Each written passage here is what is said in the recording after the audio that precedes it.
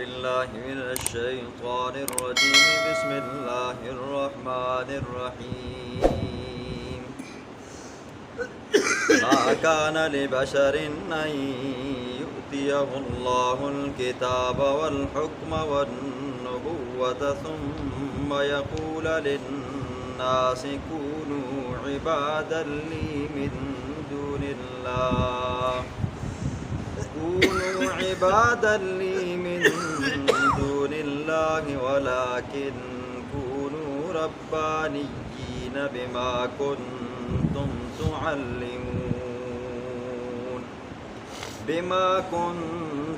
تعلمون الكتاب وبما كنتم تدرسون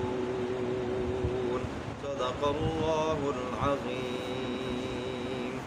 سورۃ آل عمران کے شروع سے لے کر کئی رکوعوں تک آپ نے سنا نجران کے عیسائیوں کے ایک وفد اللہ کے پاک پیغمبر کی خدمت میں آیا۔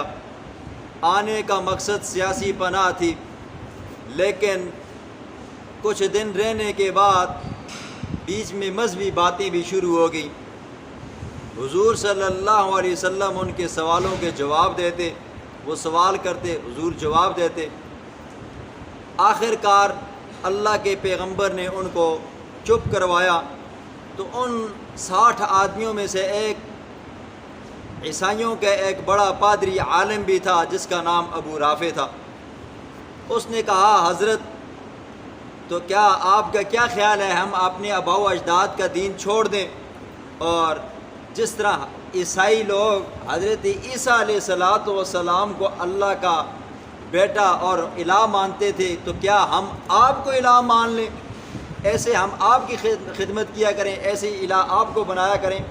تو فوراً یہ آیت کریمہ نازل ہوئی، فرمایا ما کان لبشر، کسی بشر کے لیے یہ جائز نہیں ہے کہ ان یؤتیہ اللہ الکتاب، کہ اللہ اسے کتاب دے، والحکمہ اور علم دے، والنبوۃ پھر نبوت سے سرفراز کرے، اور ثم یقول للناس پھر وہ بندہ لوگوں سے یوں کہے کونوا عبادا لی من دون اللہ، کہ میرے بندے بن جاؤ، اللہ کے بندے مت بنو، ولیکن کونوا ربانیین، حالانکہ پیغمبر تو کیا کہتے ہیں اللہ کے بندے بنو، میرے بندے نہ بنو۔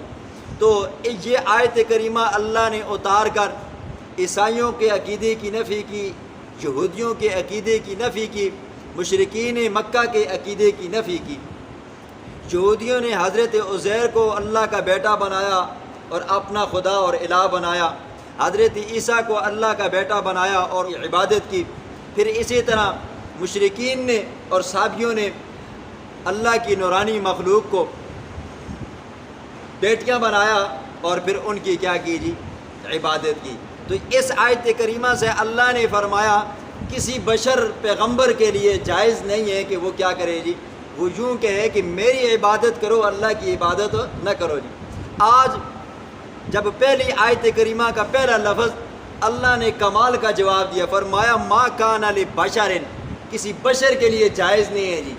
اس سے ان لوگوں کے عقیدے کی بھی نفی ہوئی جو کہتے ہیں کہ پیغمبر جتنے بھی آئے نور آئے جی، حالانکہ رب کا قرآن دو ٹوک الفاظ میں کہتا ہے ما کان لبشر۔ یہ بشر لفظ اتنا اللہ کو پسند آیا کہ اللہ نے اپنے پیغمبروں کے ساتھ کیا کیا جی، ملا لیا جی۔ اللہ نے جب حضرت آدم کو پیدا فرمایا تو اللہ نے فرمایا میں پیدا کرنے والا ہوں ایک بشر کو جی، نور سے نورانی مخلوق فرشتوں کو اور آگ سے جنات کو۔ تو وہاں پر اللہ نے حضرت آدم کو فوقیت دی جی۔ وجہ کیا تھی؟ دیکھو اگر نور کو ہی سجدہ کرنا تھا تو پھر کوئی جبریل آگے آ جاتا، اسرافیل آگے آ جاتا، حضرت اسرائیل آگے آ جاتے، نہیں، اللہ نے کیا کیا جی، بشر کو پیدا کیا، پیدا کرنے کے بعد نوریوں کو کہا اس بشر کو کیا کرو جی، سجدہ کرو۔ اسی طرح اللہ نے جب اپنے پیغمبر کو معراج کی رات سفر کروایا تو قرآن کہتا ہے نا سبحان الذی اسریٰ بعبدہ، عبدیت کو اللہ نے بیان فرمایا کہ میرا بندہ۔ اللہ نے یہ نہیں فرمایا کہ میں نے اپنے نور کو کیا کیا جی، سیر کروایا۔ اور اسی طرح اللہ نے سورۃ 3 کے اندر اللہ نے انسانوں کی پھر شانیں بھی بیان کی ہیں جی، 4 5 قسمیں اٹھا کر اللہ نے فرمایا لقد خلقنا الانسان، مجھے اپنے رب ہونے کی قسم ہے، میں نے انسان کو پیدا کیا، کیسا کیا؟ فی احسن تقویم، اچھی سے اچھی شکل و صورت کے اندر پیدا فرمایا۔ بھائی عائشہ صدیقہ رضی اللہ تعالیٰ عنہا کے پاس ایک بندہ آیا، کہنے لگا اماں جان حضور کی کچھ صفات، حضور کے اخلاق کے بارے میں کچھ بتائیے۔ تو مائی صاحبہ نے فرمایا کہ وہ اللہ کا پیغمبر ایک بشر ہے جی، ہمارے گھر کے اندر آتا ہے تو جس طرح ایک انسان کام کاج کرتا ہے تو اللہ کا پیغمبر ہمارے ساتھ کام کاج کرتا ہے۔ کبھی ضرورت پڑے تو اپنے کپڑوں کی سلائی بھی خود کرتا ہے، کبھی ضرورت پڑے تو اپنے جوتوں کو ٹانکا بھی خود لگاتا ہے۔ یہ نہیں کہ بیویاں لگاتی نہیں تھی جی، حضور گھر کے اندر کام کاج کیا کرتے تھے، بیویوں کا ہاتھ بٹایا کرتے تھے، حضور خود اپنی کام کاجوں کے اندر بیویوں کے ساتھ ہیلپ کیا کرتے تھے۔ یہ نہیں ہے کہ بندہ جتنا بڑا ہو گیا اب بیویوں کے ساتھ بندہ صلہ رحمی سے کے ساتھ پیش نہ آئے، بیویوں کے بھی حقوق ہوتے ہیں جی، ہمیں بھی گھر کے اندر کام کاج کے اندر اپنی بیویوں کے ساتھ ہاتھ بٹانا چاہیے، یہ پیغمبر کی سنت ہے۔ باقی سنتے نظر آتی ہیں، یہ سنتے نظر نہیں آتی۔ اسی طرح اللہ نے اپنے پیغمبر کی بشریت کو جب بیان کیا تو معراج کی رات جب اللہ نے اپنے محبوب کو اپنے پاس بلایا تو وہاں پر بھی اللہ فرماتے ہیں فَأَوْحَىٰ إِلَىٰ عَبْدِهِ مَا أَوْحَىٰ، میں نے اپنے بندے کی طرف، نہ کہ نور کی طرف جی۔ لیکن نور کی اگر بات آتی تو لوگ کیا سمجھتے ہیں جی، پیغمبروں کو نور سمجھتے ہیں۔ اب سوال یہ ہوتا ہے کہ آیا پیغمبر ہے ہی نور ہے ذات صفات کے اعتبار سے؟ نہیں۔ اور اللہ کا جتنا بھی پیغمبر ہے، حضور صلی اللہ علیہ وسلم ہے یا جتنے بھی انبیاء آئے سب کے سب صفات کے اعتبار سے کیا ہے جی، نور ہے۔ حضور صلی اللہ علیہ وسلم بشر سے اعتبار سے ہیں، حضور کی پیدائش ہوئی ہے، حضور کی ماں ہے، حضور کا والد ہے، حضور کا دادا ہے، حضور کی نانی ہے، حضور کا نانا ہے، اسی طرح حضور کی بیٹیاں ہیں، حضور کی بیویاں ہیں، حضور کے بچے ہیں، حضور کا آگے خاندان چلا ہے۔ آپ نے کبھی سنا ہے جبریل کی ماں تھی یا جبریل پیدا ہوا ہے، یا اسرائیل کی ماں تھی وہ پیدا ہوئے، اس کا باپ تھا، اس کا دادا تھا؟ کبھی آپ نے سنا ہے فرشتوں کی بھی آگے اولاد ہوئی ہے؟ نہیں ہے۔ اولاد جس کی ہوتی ہے وہ کیا ہوتا ہے جی، بشر ہوتا ہے، اور جو کھاتا ہے جو پیتا ہے، جو جس کو دکھ سکھ لائق ہوتے ہیں، جس کو گرمی سردی محسوس ہوتی ہے، جس کو پریشانیاں آتی ہیں، وہ کیا ہوتا ہے جی، بشر ہوتا ہے۔ کبھی آپ نے سنا ہے کہ جبریل بیمار ہو گیا؟ کبھی آپ نے سنا ہے کہ جبریل پریشان ہو گیا، یا کوئی فرشتہ کیا ہو گیا جی آج مر گیا، یا آج فرشتے نے کیا کر دیا جی کھانا کھا لیا، ڈبل روٹی کھا لی؟ نہیں، جو کھانا کھائے وہ کیا ہوتا ہے جی، بشر ہوتا ہے، وہ نور نہیں ہوتا جی۔ دوسرا، اس آیت کے تحت مفسرین نے اور فقہاء نے ایک قاعدہ کلیہ بیان فرمایا کہ ایسا نام رکھنا کہ جو معنی ہو، اور تو ایسا نام رکھنا بھی جائز نہیں ہے۔ مثال کے طور پر عبد مصطفیٰ، عبد النبی یا عبد الرسول، یہ نام رکھنا جائز نہیں ہے۔ کیوں؟ اگر عبد کے معنی سے مراد لیا جائے بندہ تو پھر یہ نام رکھنا صراحتاً شرک ہے جی۔ ہاں، اگر عبد سے مراد کیا ہے جی، معنی غلام لیا جائے کہ عبد مصطفیٰ مطلب یہ کہ مصطفیٰ کا غلام، عبد الرسول رسول کا غلام، یہ غلام معنی لیا جائے تو فقہاء کہتے ہیں جائز تو ہے لیکن کیا ہے جی، مکروہ ہے۔ تو فرماتے ہیں کہ سب سے بہترین طریقہ یہ ہے کہ اگر نام رکھنا چاہتے ہو اپنی اولاد کے، اپنے بچوں کے، تو وہ نام رکھو جو حضور کو پسند تھے جی۔ حضور کو عبداللہ نام بڑا پسند تھا جی، عبد الرحمن نام بڑا پسند تھا، عبد الرحیم نام یہ بڑا پسند تھا۔ پھر اسی طرح فرماتے ہیں کہ وہ نام رکھو جس نام کے اندر حضور کے نام کی نسبت ہو جی، محمد احمد، محمد فلاں، محمد فلاں، یا احمد فلاں یا احمد فلاں، کوئی بھی نام جس کے اندر محمد کی نسبت ہو یا احمد کی نسبت ہو تو یہ بہترین نام ہوتا ہے۔ اس کے بعد جو نام ہے وہ صحابہ کے نام ہے جی، صحابہ کے ناموں کے اوپر کوئی بھی نام رکھو، یہ کیا ہے جی، بہترین نام ہے۔ اسی طرح بچیوں کے نام رکھتے ہو تو ازواج مطہرات میں سے کسی کے نام رکھو جی، صحابیات میں سے کسی کے نام رکھو۔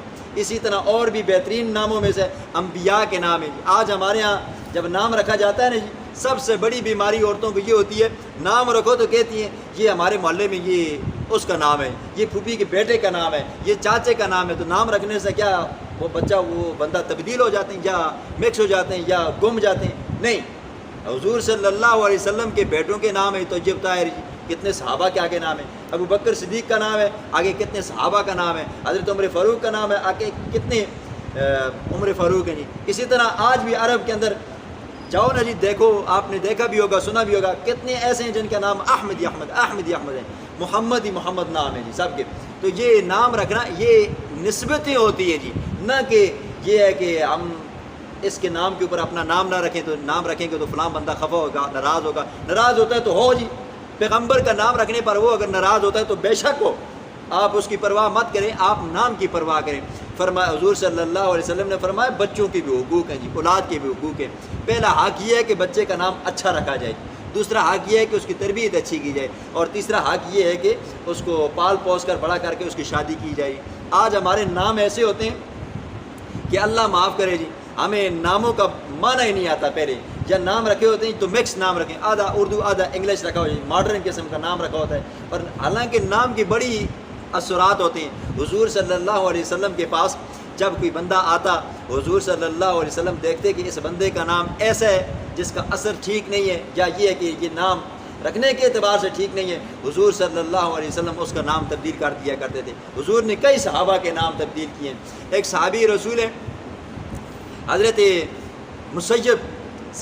حضرت سعید بن مسیب رضی اللہ تعالیٰ عنہ، یہ سعید آگے تابعی ہیں، اور ان کا باپ مسیب یہ صحابی ہے، اور ان کے دادا حزن یہ کیا ہے جی، صحابی ہیں۔ تو حزن کا معنی کھردرا، سخت۔ تو حضور صلی اللہ علیہ وسلم کے پاس ہے، حضور نے فرمایا اگر آپ چاہتے ہو تو میں آپ کا نام تبدیل کر دوں، آپ کا حزن کی جگہ پہ آپ کا نام سہل رکھ دوں۔ تو کہنے لگا یا رسول اللہ اس نام کے اندر کوئی برائی تو نہیں ہے؟ فرمایا برائی نہیں ہے، لیکن معنی کیا ہے جی، تھوڑا سخت ہے۔ فرمایا یا رسول اللہ میرے دادے کا نام ہے، میرے دادے پردادے نے یہ نام رکھا ہے، گھر والوں نے رکھا ہے، میں تبدیل نہیں کرنا چاہتا ہوں۔ تو بعد میں حضرت سعید بن مسیب رحمہ اللہ فرمایا کرتے تھے کاش کہ ہمارا دادا یہ نام تبدیل کر لیتا تو آج ہماری طبیعتوں کے اندر سختی نہ ہوتی جی۔ یہ نام رکھنے کے بھی بڑے اثرات ہوتے ہیں جی۔ تو پھر بعض اوقات بچے کی ذات کے اوپر یہ نام بھاری پڑتا ہے تو بچے بیمار بھی ہوتے ہیں، اس لیے ناموں کے رکھتے وقت بھی خیال کیا کریں جی۔ بسم اللہ الرحمن الرحیم۔ ما کان لبشر ان یؤتیہ اللہ الکتاب، کسی بشر کے لیے، کسی پیغمبر کے لیے جائز نہیں ہے ان یؤتیہ اللہ الکتاب، دے اس کو اللہ جی کتاب، والحکم اور علم، والنبوت اور نبوت، ثم یقول للناس پھر وہ کہے لوگوں کے لیے کونوا عبادا لی، ہو جاؤ میرے بندے، من دون اللہ اللہ کے سوا، ولیکن کونوا لیکن ہو جاؤ تم ربانیین رب کے بندے، بما کنتم تعلمون الکتاب بسبب اس کے کنتم تعلمون الکتاب تم لوگوں کو کتابیں پڑھاتے ہو، وبما کنتم تدرسون اور بسبب اس کے کنتم تدرسون تم خود بھی پڑھتے ہو، ولا یأمرکم وہ پیغمبر تمہیں حکم نہیں کرتا ان تتخذوا الملائکۃ یہ کہ بناؤ تم فرشتوں کو، والنبیین اور پیغمبروں کو، اربابا رب اللہ، یأمرکم کیا وہ حکم کرتا ہے تم کو، بالکفر کفر کا، بعد از انتم مسلمون بعد اس کے کہ تم مسلمان ہو چکے ہو۔